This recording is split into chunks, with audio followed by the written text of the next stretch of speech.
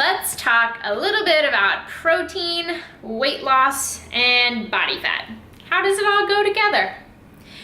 So, as many of you know, I have been working with sports dietitians Tara and Christina from Diet Diva, and one of the things that I told them I wanted to focus on was dropping a little bit of body fat. This was after I did a bod pod test, and I was a little bit shocked, and it kind of made me realize maybe I'm enjoying one too many cookies here or there, or maybe my endurance activities are actually causing some muscle wasting.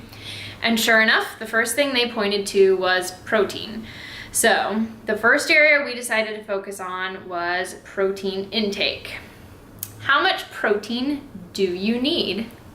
Well, the RDA would say somewhere around 0.7, 0.8 grams. So I was getting that at around 70, 75-ish grams of protein during the day.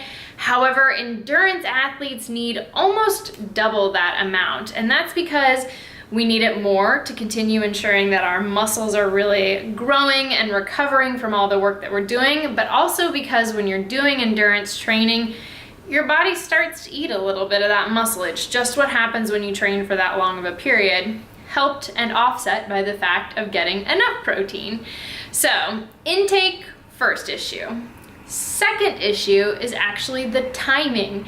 And this is where a number of studies have actually shown some really interesting things with body fat. So the average American might have a little bit in the morning, a little bit at lunch, and then their main meal dinner is where they usually have their biggest servings of protein.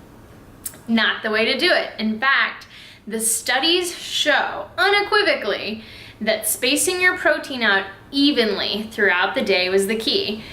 Now the other key, as I said, was for me getting that protein intake way up.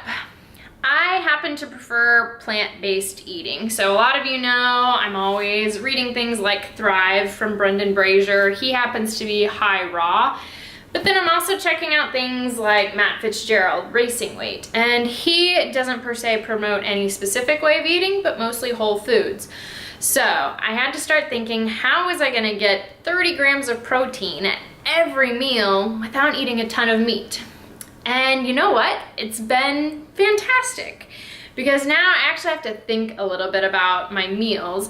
And so some of what happens in autopilot when you've just got your go-to meals, you just kind of grab them. You don't think about exactly how they're breaking down or how much is in them. So I've started to come up with some great new ideas, and I am very excited. There's going to be a list of meals with 30 grams of protein, which you can find the link to down below to get some ideas and get you started.